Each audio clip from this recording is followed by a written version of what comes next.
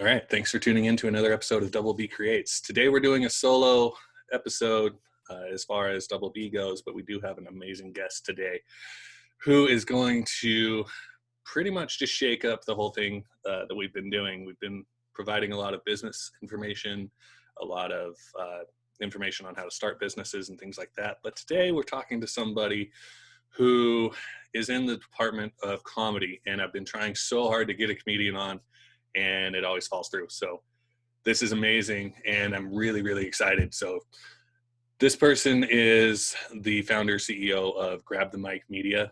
If you're watching YouTube, you can see in the background, he's got that awesome license plate that says Grab the Mic. It's pretty cool. So without any further introduction, we're talking to Bryce Prescott today.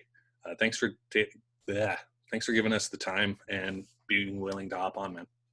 You bet. I need to clear something up first, though, because I thought this was the Double D's podcast. And so that's a way different sort of conversation. So Double B? Okay, Double B. Shit, I got to change everything I was going to say now. Okay, we're good. Double B. It's funny. You're not the first person that's been like, is that a play on Double D's? I'm like, oh, no, it's not titties. So, well, judging by the stuff on your back wall, I don't think it's a play on Double D's. So both of us, it doesn't really apply now because he's not here, but both of us are bearded, so it was like we both got beards, so that kind of was the B. My last name starts with a B, his first name starts with a B, and we were going initially, our direction was like a YouTube channel where we were going to do like beards and bullshitting and like beards and bobbers if we did fishing videos and stuff like that. And so Double B, it just kind of, it panned out and it worked, but we had to add creates to the end because there's some dumbass like Korean band or something named Double B, so we had to change it up a little bit for reasons. You're like, is this a podcast or a K-pop album? I don't know which one, but it was funny. We watched a documentary, what was it called, Explained, on Netflix just like 2 days ago, and they had an episode on K-pop, and my wife was like, what the fuck? Yeah, I've never heard of this sucks. They go nuts over that stuff, man. Like, it's, I mean, you think that our kids are freaking out about, you know, Harry Styles or whatever, like K-pop's next level. I can't do it. I can't get into it, but I like the idea that they make so many genres together. Like they got their little pop and then the rap and then the EDM garbage. And I don't know. It sounds okay, I guess.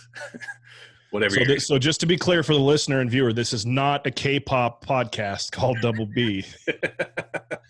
It's conversations with two bearded dudes. Hey, that works. So I got a beard. We can be the, Double B right now. We're Double B here. Yeah. So I watched a live video that you did yesterday, and I don't want to bring up a sore topic, but and I just got fucked by this stupid Corona bullshit too. So I was supposed to be in Florida in 2 weeks to get this massive certification that's going to just like skyrocket my future, and nice. They canceled it, so I was pretty pissed. It took me a year to get into it, and then it was $7,000. Wow. Already paid for and everything. It was fuck, dude, it was so bad. So then I saw your video and I was like, man, I feel you, dude. I got some shit for that video. Like, that was, I did it in an emotional moment. I've tried it's a funny thing, because like I am a comedian, and it's where my pursuits are. I have some lofty goals in the world of comedy, but I've only been in it for a couple of years. I came from a real estate background that translated into a commodities trader, which translated into podcasting, which then translated, and I was doing executive coaching for a bunch of years. And then about 2 years ago, I started doing this podcast consulting stuff, which I've gotten really good at. And in the meantime, I'm doing comedy. And so I've had this habit in the past of like really just sharing the entire journey, like I'll share the wins, I'll share the losses. And I don't know why I chose to go live on that, but just, I found out my show was canceled. I was supposed to be headlining Wise Guys Comedy Club Saturday, March 28th. I'm super prepared for it. I've done a ton of marketing. Like it was going to be a great show. And I got the word that, they shut down the club for a couple of weeks, and part of the fallout of that was mine. I go right to, the internet and share that. And it was emotional for me because I put in so much work to get ready for this, because I legit, like I was going to film it. I was legit going to be a jump off for me to hopefully get some more exposure as a comic. and I just was bummed. And so I shared that. It was an emotional thing. Well, I don't know how many comedians you know, but the norm is not compassionate, loving people. They're kind of assholes, most of them. Oh, yeah. It got shared into this group, and they, just were talking mad shit about me. Oh, people are dying, and this is your, like, it was just, so they thought I wasn't going to, defend myself. And so I went in there and was doing my best to kind of swat the flies away. Mm-hmm.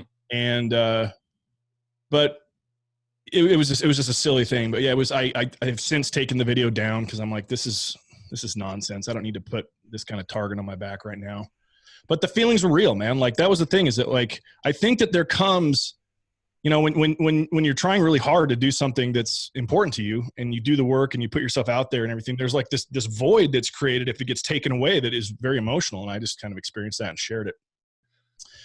But I mean, the sky isn't falling. I got word from the owner of the club. He's like, this is a temporary thing. We'll reschedule as soon as we know things are back to normal. It's not like I'm losing that job, that gig forever. It's just, the timing of things. But yeah, I was bummed. And I shared it. I mean, it's kind of a double-edged sword, but my friend Nick Matash, who has been on the show. Yeah, I know Nick. You know Nick? He's awesome. Yeah. We had a very deep conversation about masculinity versus being vulnerable, and how vulnerability, I can't even say the damn word, pisses me off. But being vulnerable is actually something that will propel men forward, as opposed to holding them back.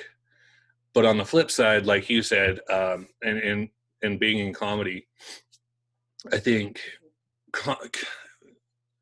comedians are supposed to have this like persona about them, and they can't be any other way, which is wrong. I mean, we're all people, right? Yeah. We all have emotions, we all have feelings, and like you said, most comedians I know are fucking assholes. But and I think it's a mask that they put on to hide anything that might be affecting them.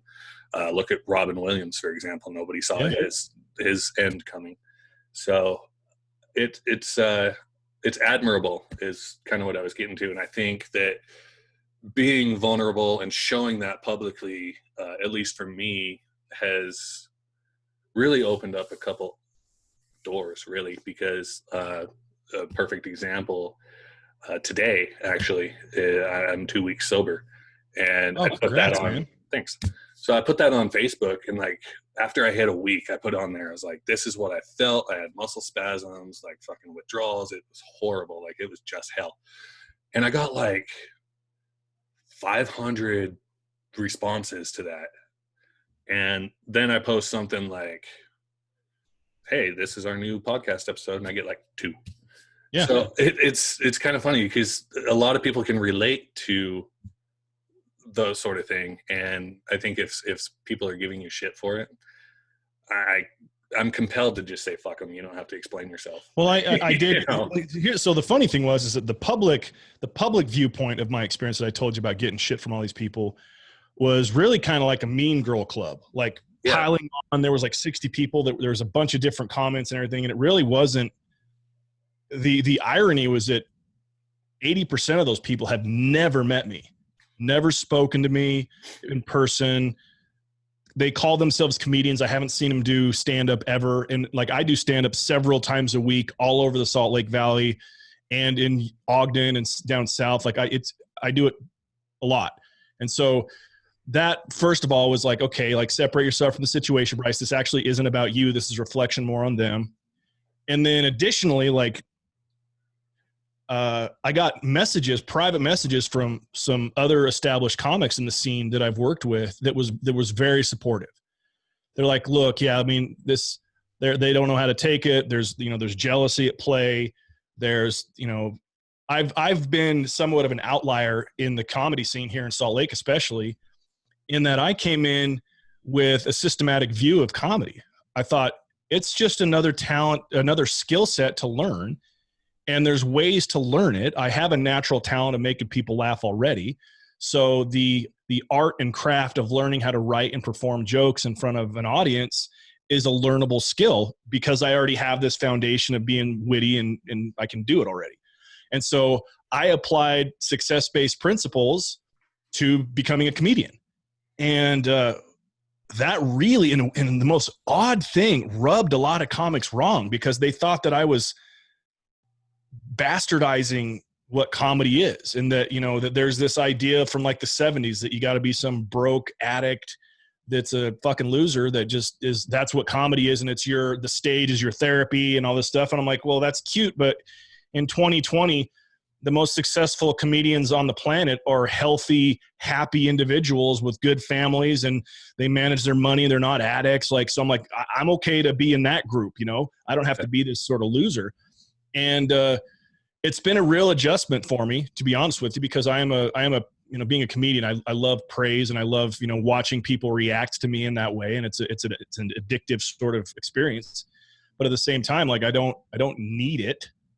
And so coming at it from that strategic way, just it produced problems for me. I didn't think it would, because in any other profession, you do that. You go into, you know, you want to learn how to, you know, fix cars.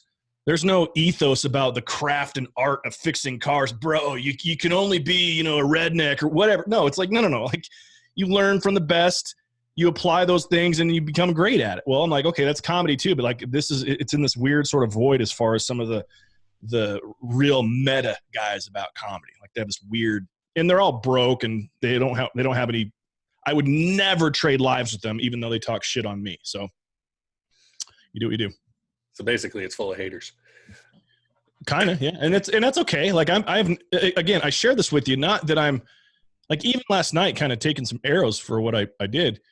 After I stepped away from it, like I remember, like it has nothing to do with me. Like I'm reflecting something back to them that bothers them about them.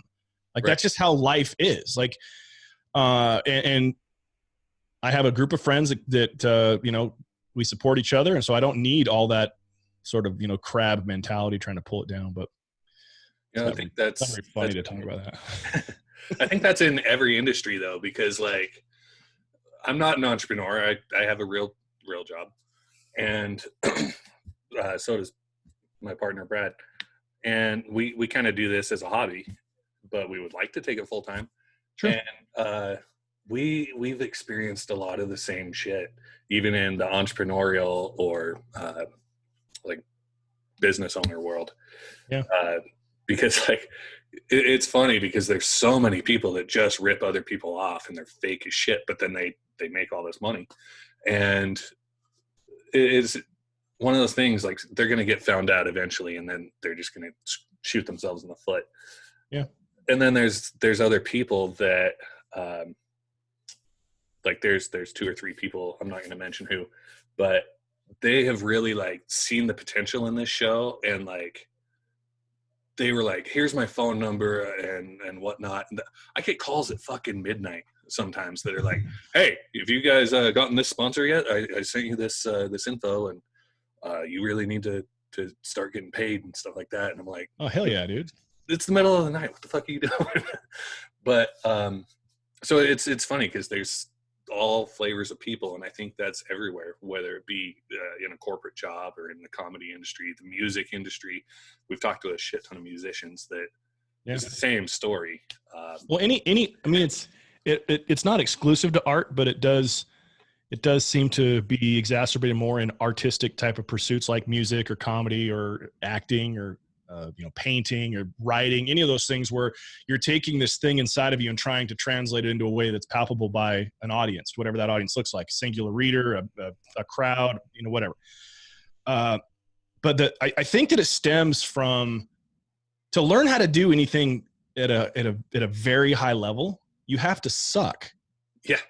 And you have to suck publicly. Like you can't suck behind closed doors to then step out and be awesome, because the experience of sucking is such a teaching moment. Because when you take this thing that you have that you want to do, you have to squeeze the juice out of it to get to the good stuff. And the squeezing of that juice is, you know, metaphorically, it's ugly and you look stupid, and you like, for a comic, you're bombing, you're not funny, your jokes suck, you don't get gigs like it, but you got to keep working through because every experience shows a different angle on how to learn better and to perform better. And so, you know, I remember when I first got into stand-up, I opened for a guy named Jeff Dye. He's a hilarious comedian. He was on that show with Terry Bradshaw and George Foreman on NBC, and he was on Last Comic Standing. And hilarious guy, great comic, nice dude as well. And he was saying to me, he's like, you just got to suck for a while. Like, just get used to sucking and let go of the personal attachment of judging yourself while you suck. And that's the hardest part because, you know, we need feedback. This is everywhere, man. Like, why would a comedian go up on stage and continually do shitty and then keep doing it unless he could get a little bit better to get a laugh here and then another laugh here? If you're just never going to get laughs and suck the whole time, it's not a give and take. And at that point, if you continue to do it, you're kind of fucking crazy because you're just, you know, public hazing is what it is at that point. But the whole kind of process, like I'm a couple years in now, and I'm just even now starting to finally feel a bit of confidence on how I can take an idea that's funny, turn it into a story that has a cadence to it with tags and punchlines so that we're getting, you know, laughs every 20 to 40 seconds. And then there's a build up and callbacks. Like, it's taken, I mean, the 10,000 hour rule is real. I don't even think I'm close to 10,000 hours yet, but the more I do it, the more that I'm like, okay, I shorten the distance. Like, as an example, I was on 2 shows this weekend. There's a comic whose name is Andrew Rivers. He was in town and I got to open for him. And I led off with a coronavirus joke and a joke about shutting churches down during this whole pandemic that I wrote the day of the show. And 6 months ago, even, I would have not had the balls or the confidence to like practice a new joke in front of a legit crowd first. I would take it to open mic. It would suck. And then I would try to tweak it and everything. But like, I'm getting to the point of like, I know the cadence. I know exactly what's going to work and I make it work. And watching that joke do well, helped me even more. I'm like, okay, because that still isn't a great joke yet. I mean, it worked and I got laughs, but like I could tweak this here. I could do this word here. I could stretch this part out. It could be what was a minute long joke. I could turn into 3 or 4 minutes. There's some different stories and it just becomes this process where everything is a seed. But comedy is no different than music or writing or public speaking or any of that stuff, in that there's a process where you just gotta have faith that you're going to be better tomorrow. And you can't judge yourself too bad now for sucking. Well, it's like my friend Skylar Irvine. He owns a big digital media company that does podcast editing and YouTube channels and stuff. He told us basically, once you start, you're going to suck ass. And then as you progress, you're going to get better. And one of the biggest things he said that I took away was, he said, on my channel, like, his editing is insane. It's so cool. But he goes, I left my first videos up for like the first 6 months that I was doing YouTube and stuff. They're still up there. But I use it to reflect as to where I was then versus now. And he said, if you're putting a video up on YouTube, for example, every day for 10 years, your first one and your newest one are going to be night and day different.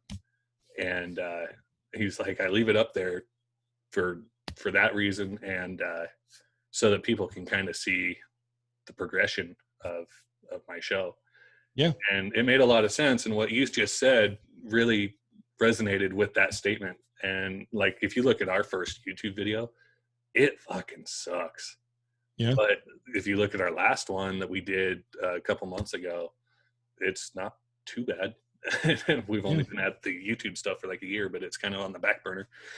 And, well, it's weird. Like when you start into projects like that, whatever it is, you're kind of crazy because you don't. It's only in retrospect that we can look back with appreciation for that process. Because like I hear you say, like our first video sucked and now they're way better. And, my buddy who with the media company, same thing. It's like, and I'm feeling the same thing. I remember when I first started doing stand-up, I would put my sets online and I quickly learned that's a fucking dumb move because you have only so much opportunity to have people think you're funny. And if you're putting batting practice basically up there and you're whiffing, it gets in people's heads, oh, this guy's not funny. And it becomes more of you can create challenge for yourself. But I still have all those videos. That's one of the parts of the whole process that I've been really religious about is I record either, I try to do video on everything, but at least audio of every single set that I do, whether it's at an open mic or on a show or wherever it is. And then I go back and I re-listen to it. Sometimes I'll even transcribe the audio so that I can read what I said to figure out how to tweak it. And I've really changed my strategy about that for that reason, because it's, I don't know. People need to know you're in the middle of the process, but they don't need to see the recipe. Right.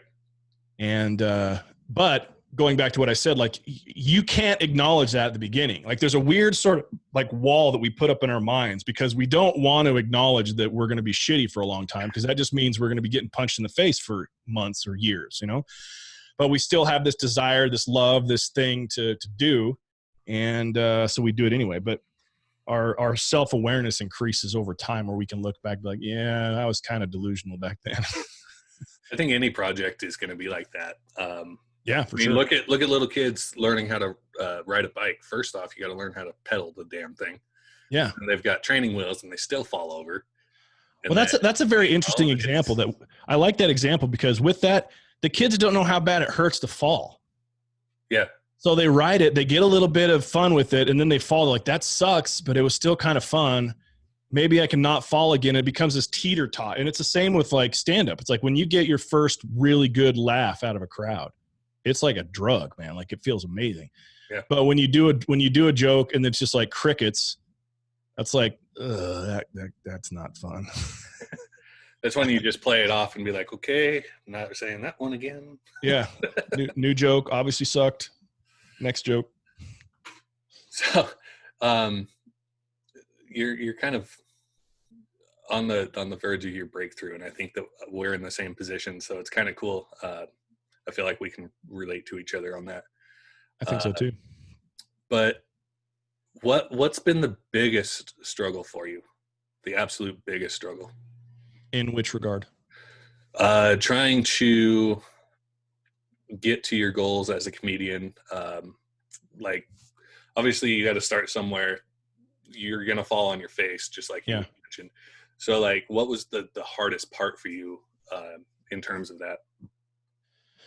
That's a great question. I think that the answer is twofold for me. Okay. First of all,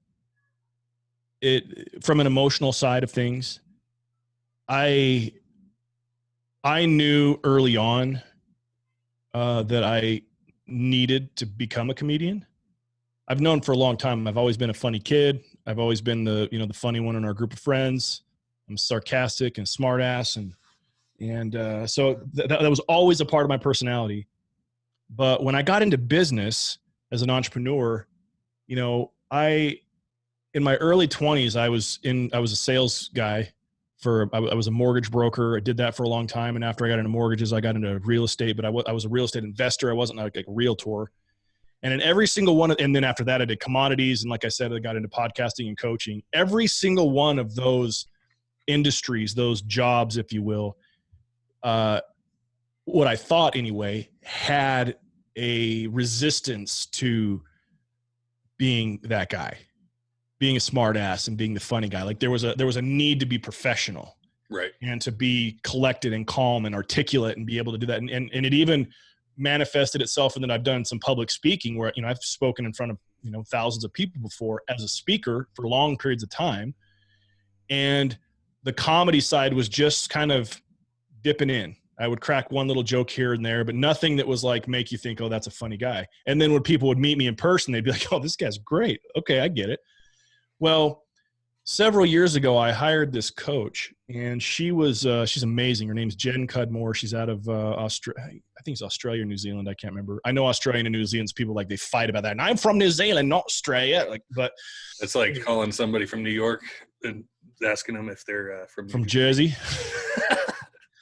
Yeah. So her whole coaching dynamic was associated with these personality archetypes, that we each have a primary and a secondary personality archetype, and the characteristics of these archetypes can help us to understand ourselves better, and more importantly, can help us to dictate choices of how to really settle into things that match well with our archetypes.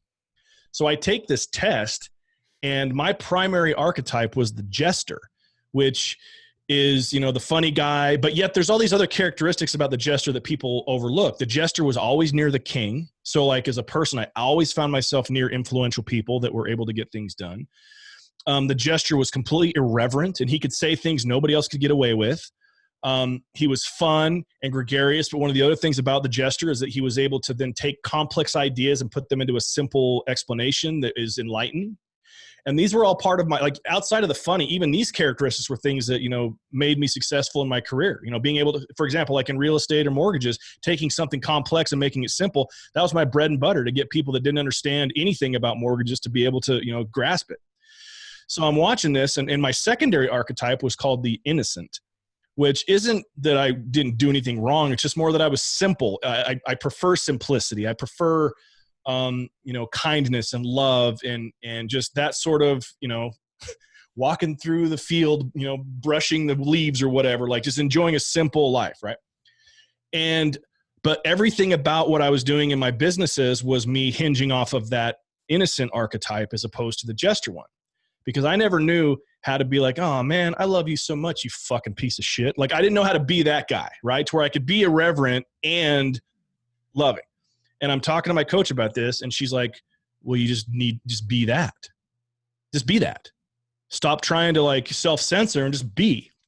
So I started trying this, and then as fate would have it, I stumbled across this documentary on HBO that really changed my worldview about myself and comedy. It was called The Zen Diaries of Gary Shandling, and it was a 4-hour documentary that was made by Judd Apatow, who's done, the Knocked Up movies and all those, 40-Year-Old Virgin, and there's a bunch of them. But, and it was basically the life story of Gary Shandling, who's one of the most successful comedians that's ever lived. He's passed on now. But Gary was an interesting guy because he was a practicing Buddhist. He meditated.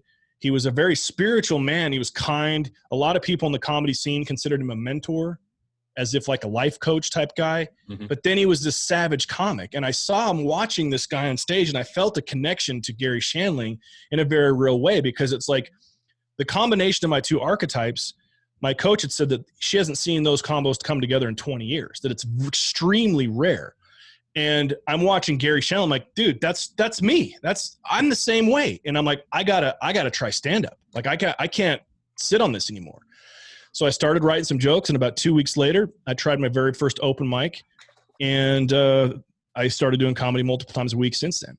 So as far as like the hardest part, one of the hardest parts was being willing to sharpen my edges, if you will, to be that irreverent, smart ass guy openly, because it was so against what I had trained myself to be out of fear before. The second part of that is that I had to unlearn a lot of things relative to performing stand-up. Having been a public speaker, you can go up in front of a crowd and speak for 25 minutes on a keynote and have a great dynamic conversation up there, train, do well, crack jokes every couple minutes and have the crowd laugh. And they can leave that experience thinking you're funny. If you do a 25-minute set as a comic and you get 6 to 10 laughs, you sucked. So you say way more than you need to as a public speaker, and you have to say way less as a comic. And so I had to really retrain my brain to not say a whole page worth of words, but to say a single paragraph. And I'm still in the middle of that. It's part of, like, I know that now about myself. And so that's made it to where I'm really struggling with that. And the other part of that is being mean for the sake of being funny. That's been a struggle for me, because I am a people pleaser. I don't like to hurt people's feelings. I consider myself a genuinely nice person, but sometimes you got to say the mean thing because it's the funniest thing. And like Dave Chappelle says, it's only mean until it's happening to you. And so being mindful of that, and really having there be up on stage this place where I can say those things, knowing that even though they're mean, I'm not being malicious, and understanding the difference of that. That's been a nuanced thing that has been so hard to learn, because I still don't have it down. I'll want to. I remember having a conversation. There's a comic whose name is Andrew Schultz. He's one of the big ones now that's out there, and he's a savage. He's just fucking hilarious. And he says some controversial shit, and he gets away with some things that, like, when you hear, you're like, oh my God, how is he going to get away with that? And he does. And I got to host shows when he came to town where I was the guy that introduced him and did some time before his, I did 15 minutes of stand-up before he came on stage. And I'm talking with him backstage before the show. And I was saying, like, how do you do it? Like, I have these ideas that are funny where I'm connecting the dots on really controversial things. And then I get out on stage and I'm like, goo goo gaga. Like, I can't fucking say it because I got baby. I don't know how to say it. And he's like, well, that's the thing. He's like, you have developed ideas up here and you don't have the vernacular and understanding of how to perform it yet. That'll come, bro. Like, just keep at it. And so again, going back to, having to suck, I'm working towards that. And there's tension there where I don't like how long it's taking, but what am I going to do? I got to keep at it. There will come a point where I'll start to see kind of that door open and it'll get easier and I'll try it and it'll get easier. And then, I've never been a master of anything in my life. I've been really, really good at a lot of different things, but I've never mastered anything. And I'm committed to mastering stand-up. I like that. So that's a long answer, dude. Sorry. No worries. Wake up, people. Wake up. I didn't mean to put you to sleep. Wake up. So speaking of irreverent comedy, I'm sure that you've seen Paper Tiger from Bill Burr. Yeah, I love Burr, dude. He's the best. I watched that and I was just like, I don't get offended at all. Like, you could sit there and rip on me all day. I don't give a shit. But I was like, holy shit, he said that. And it's on Netflix. Yeah. And so like that kind of brings me into another thought or question, is all of this censors, holy fuck, I can't even talk today. The censorship bullshit that's going around in the comedy world, has that affected you at all? Not really. It's more of an annoyance. Like, for example, there's this special on Netflix that I think it won some award by a comedian whose name is Hannah Gatsby. Okay. The special's called Nanette. And it's being touted as a comedy special. And you listen and it's fucking bubble wrapped nonsense. Like, there's hardly any laughs, and she's more concerned about being super nice to people and not offending people and making sure that we're super kind and everything. And that's basically her entire agenda of the show. And it's not funny. And it's legit more of a TED talk than it is a comedy special.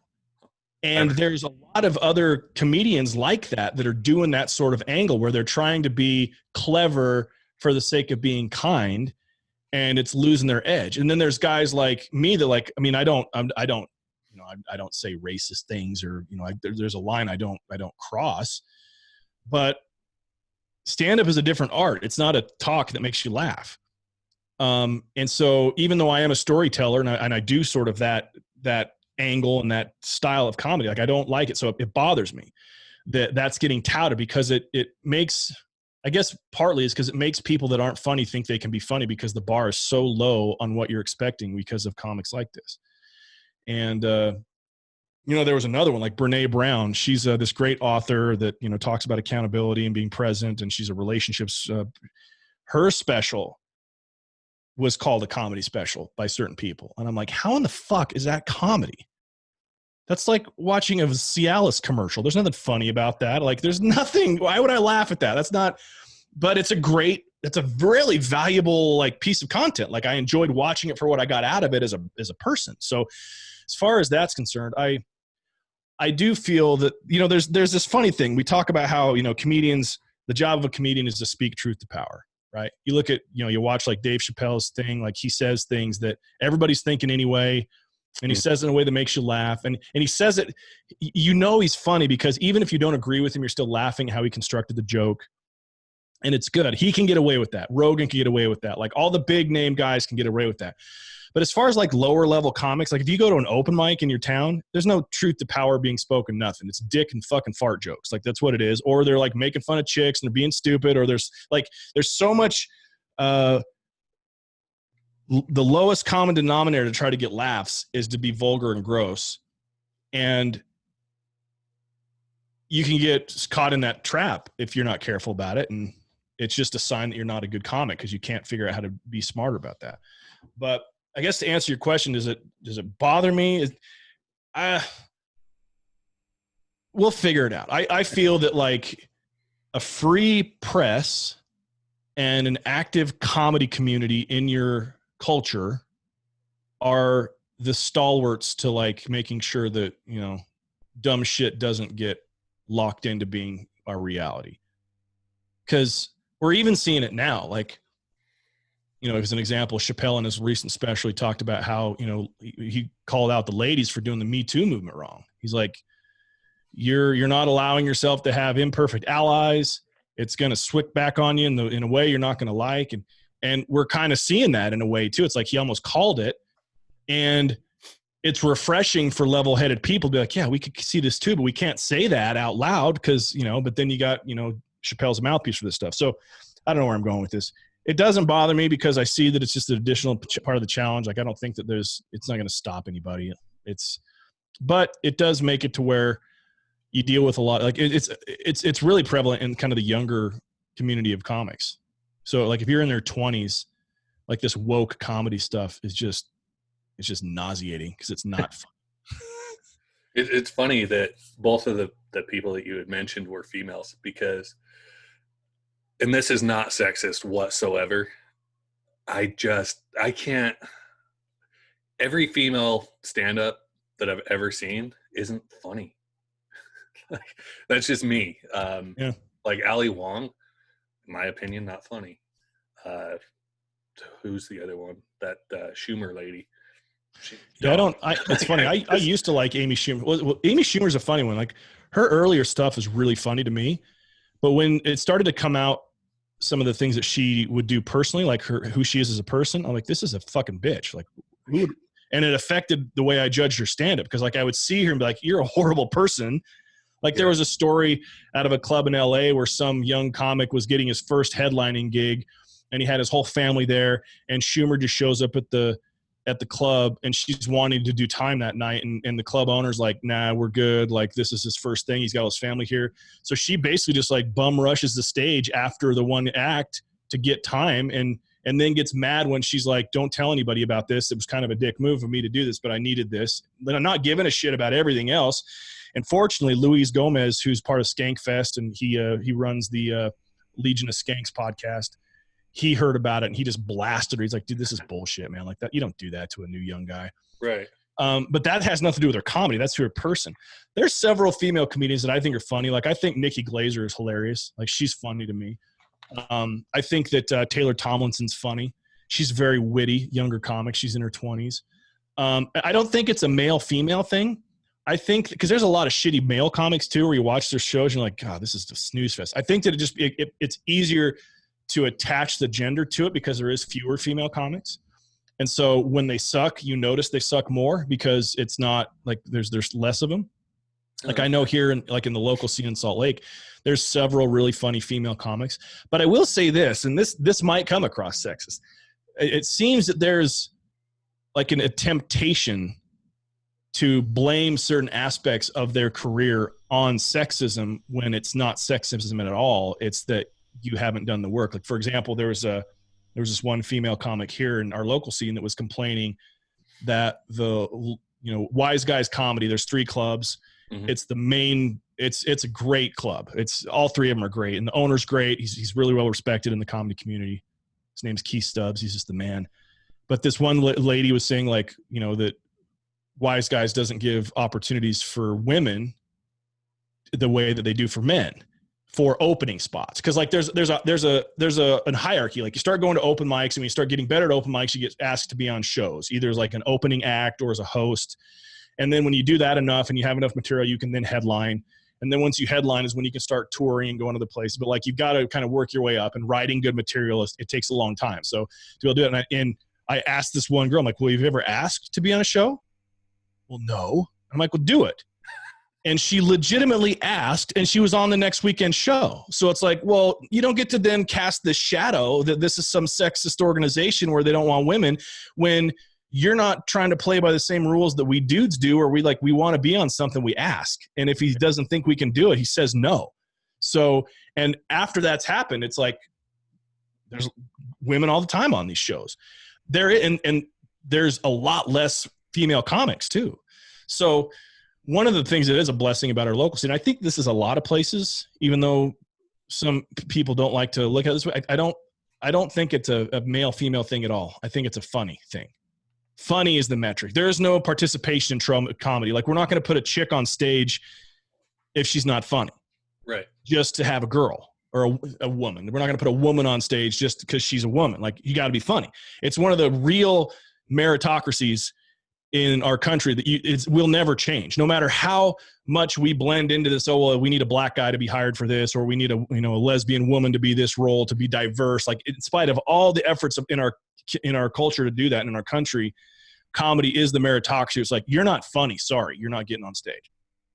Work on your act, and then I'll give you a shot. Right.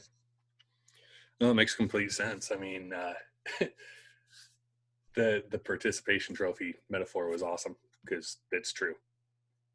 Yeah, if you suck, you don't get. Well, and that's the funny thing. It's like I've had conversations with the owner of the club about, like, it's show business. Right. Like, it's an entertainment business. People are paying good money to come sit in a chair to be made to laugh. They're going to have their beers and their fucking shitty nachos and everything, and then they're going to laugh. And if the club doesn't provide them with that product, which is a good time and laughter, they won't come back. So at his level, at the owner level, he's got to balance a bunch of stuff that I don't envy. He's got to balance, like, the personalities of these comedians, which are very needy. A lot of them don't have healthy emotional, like, relationships with themselves. A lot of them are addicts. They're funny, but, like, they don't know how to be successful, but yet they have the potential to be, and they are funny. So it's like, he's got to handle that, while at the same time, like, being willing to be like, dude, no, I'm not putting you on this show. You're not the right fit. You're not for this crowd. Or one of the more frustrating divides for me is this thing between clean and dirty comedy. There's a big push by a lot of people that, like, if you work clean, you're going to get more opportunities, and you'll get to do corporate gigs, and they pay lots of money, and you can do, all sorts of stuff. And as much as that's right, I've tried to put myself in that box of only writing clean jokes, and I hate it, because it's not me. And not that, and again, my act isn't like super vulgar. I'm not like, talking about, oh, I popped a pimple on her vagina or what. Like, I'm not that gross dude. I'm just more like, it's like, I have a bit in my act where I talk about, my daughter coming out as gay. I have a bit in my act about getting caught watching porn. Like, I have a bit in my act about, my daughter calling her maturation class her masturbation class. Like, so this is real life shit that, like, if I wanted to clean it up just based off the subject matter, I couldn't. And but yet when you look at the big wigs, there's a lot more comics that are, let's look at a guy like Sebastian Maniscalco, right?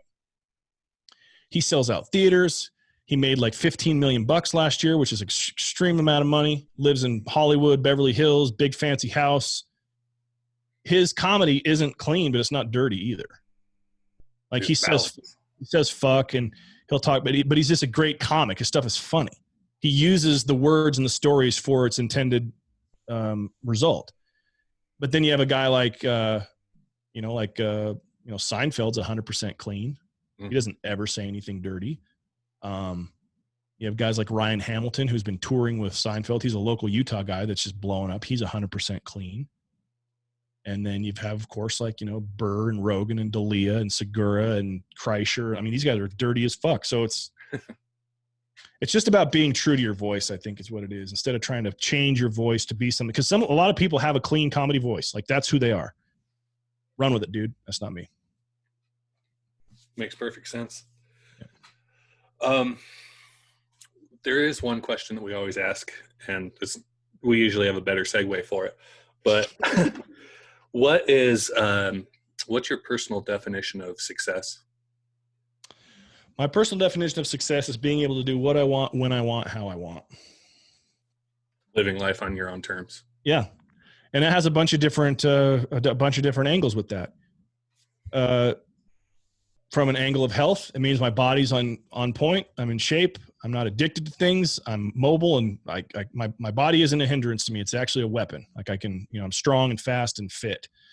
My relationships are healthy so that I'm able to, go after my dreams and be supported in a way that my partner understands, that I'm the right type of leader for my family as a father and husband, and that I'm doing things in a way which help to promote their growth as well. Financially, I never want to have to worry about that. I want to have enough money to do what I want, when I want, how I want.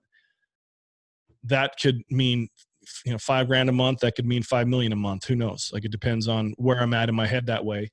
And then of course the last one would be is like, I want to be able to pursue the things that are important to me and not feel beholden to some other agenda.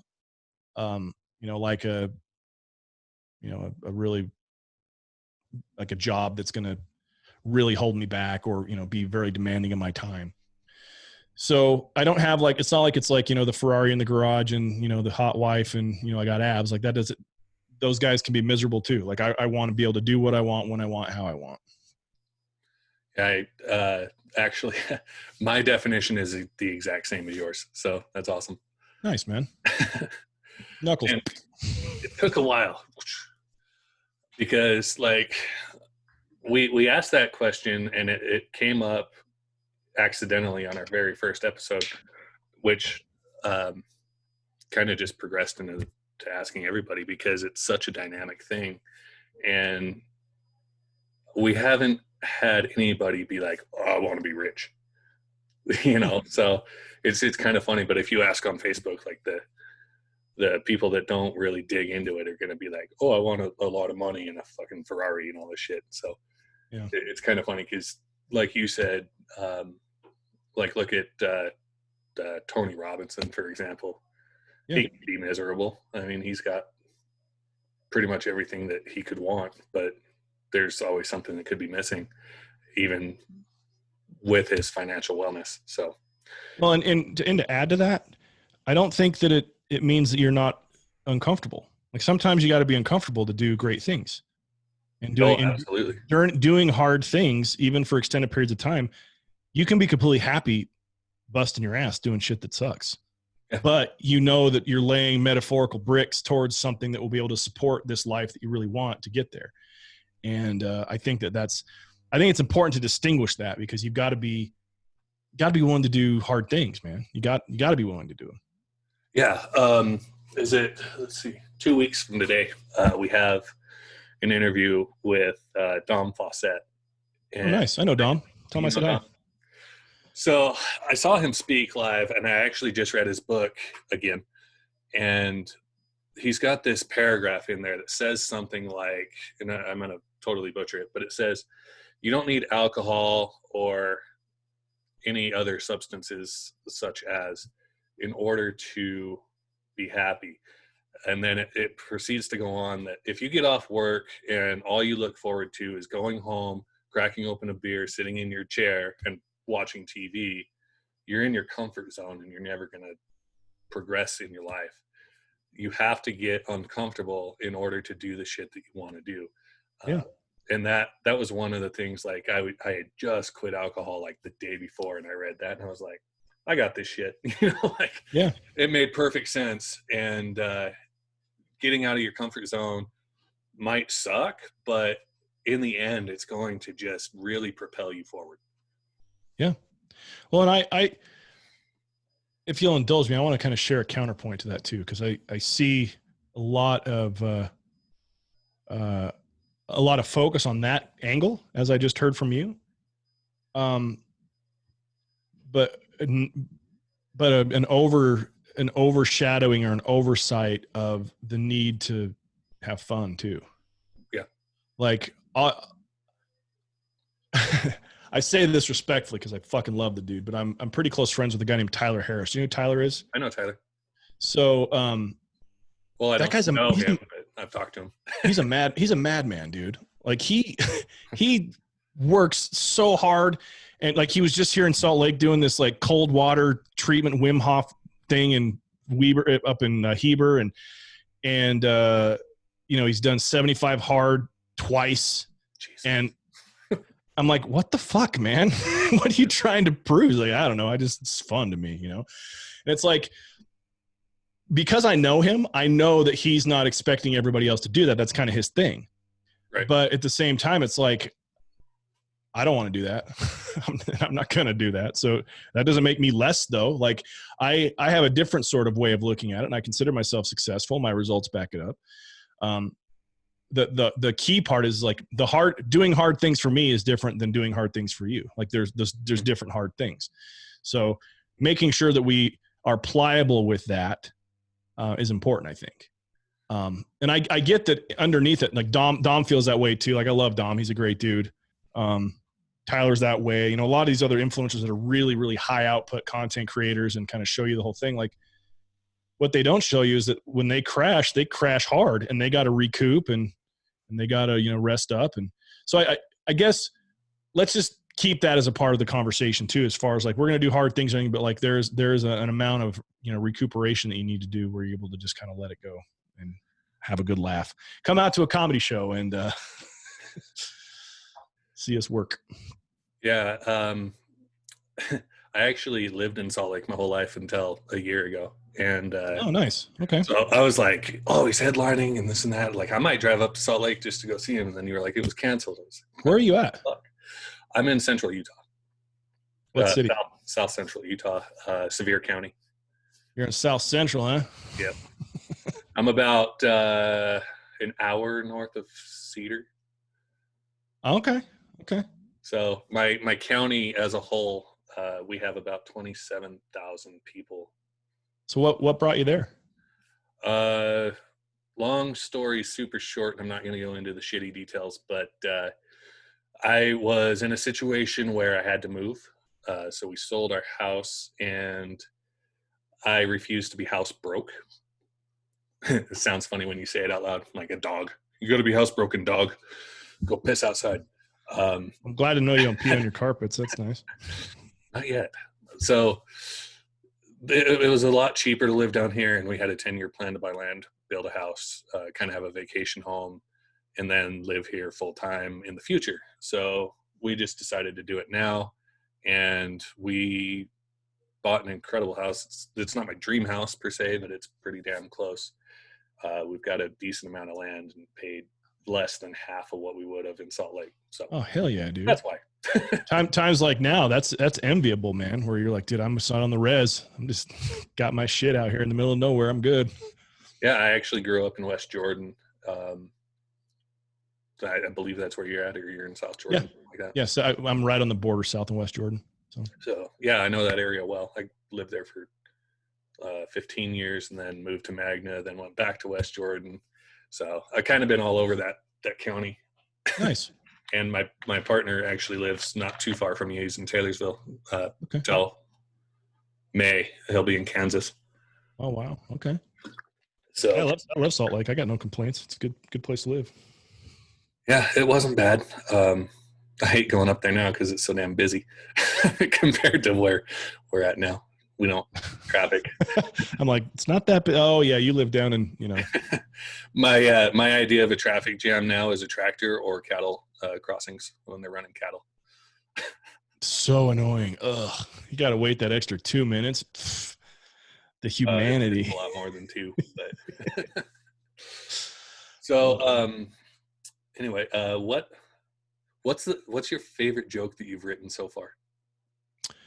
Well, I can't really tell it because it's more of a bit, but I have a 17-year-old daughter who came out as gay, and she told the world on Instagram, and every time I tell the joke about that whole story, I love it because it gets great laughs. It's relatable. It's kind to her, but yet shows how funny the whole situation is. And I've got some ideas even for merch because of the punchline of that joke. So nice. It's my very first real good bit that I ever wrote, and I still use it.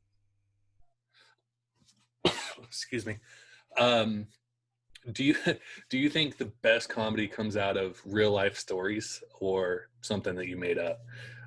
And I ask that because like Steve-O is fucking hilarious. I've seen him a few times, and all he does is tell stories about his life, which is insane as you would expect. But I think I think that comedy is tragedy and life can be tragic. And so when you combine those two things, it's good. So, simple one-liners and, good jokes have a place for sure. But I remember in two different instances, if you read Kevin Hart's autobiography, he talks about a mentor relationship he has with the legendary comic Keith Robison.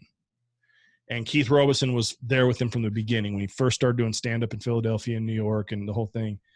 And he got on Kevin really bad. He's like, nobody knows anything about you, dude. Like, who are you? You're telling a bunch of shit that's nobody relates to. So being relatable as a comic is really important because it allows people to feel closer to you, which by the nature of our psychology makes you funnier. When people feel more relatable, like when you feel more relatable, it's funnier. That makes sense. In general, I mean, there's people like Emo Phillips and, Demetri Martin stuff where you're like, I got no connection to this guy, but he's hilarious. But those guys are outliers. Like that's a lot harder to pull off that sort of style of comedy than it is like storytelling stuff. And then when I first got into comedy, I took this class from a local guy whose name is Marcus Hardy. He came in runner-up on Last Comic Standing 10 years ago behind Eliza Schlesinger. And he's a fantastic comedian. And he beat into our heads at that very first workshop I did with him that if you leave the stage and they don't know anything about you, you didn't do your job. And so there's a way to avoid people stealing your jokes and different stuff is by telling things that are can only be told by you. So like me talking about my daughter coming out, nobody can steal that joke from me.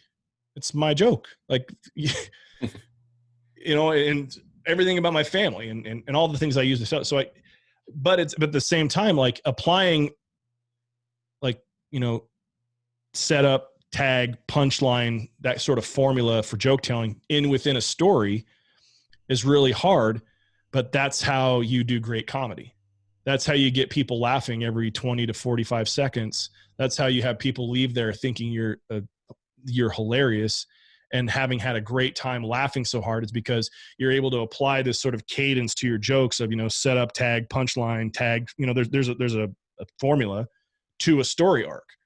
But yeah, I think you tell what you know. Comedy is about what you know. And the funnier, the more embarrassing and the more embarrassing your story, the funnier it is. Mm-hmm. And like I said, one of my funniest bits, I have this bit that I wrote where I got caught watching porn by my wife. And I was really embarrassed to like write that because I knew that we would have to relive that in a moment with her because it was embarrassing between us and everything. And then when I told her the joke, she thought it was hilarious. She's like, oh, this is great. And it became a way for us to like kind of come to terms on what was really going on. And when I tell that joke in front of a crowd, they know I'm not fucking around. Like they know like, oh, this guy's, because every dude in that audience watches porn.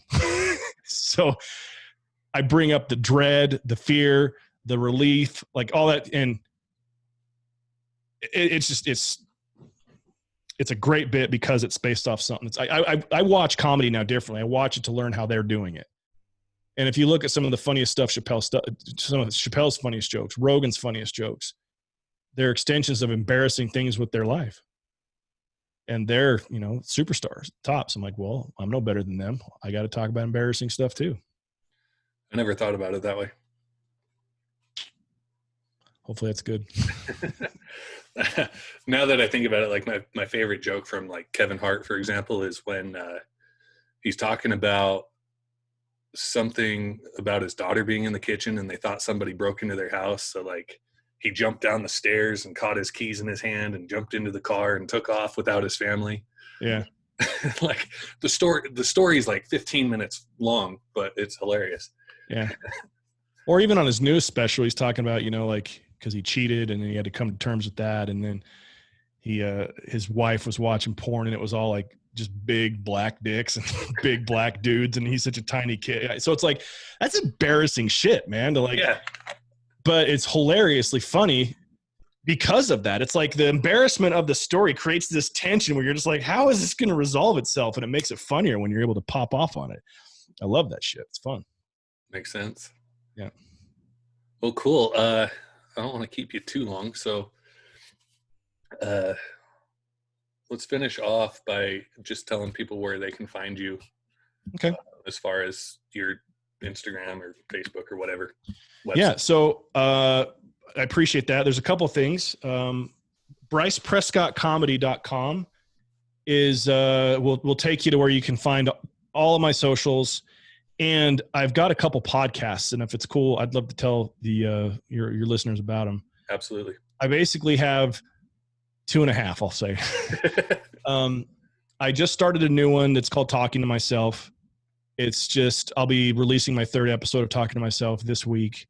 It's just me. I do it on video as well. It's on YouTube and all the other, streaming audio apps and everything. And it's a fun sort of way for me to kind of recount the week, tell some stories, be funny. I use it as a way to flesh out bits. Some of the stories that I end up telling on there end up getting cut down and become jokes in my act. I love the exercise of that show, and it's a good way to kind of get to know me better because I'm pretty open on it.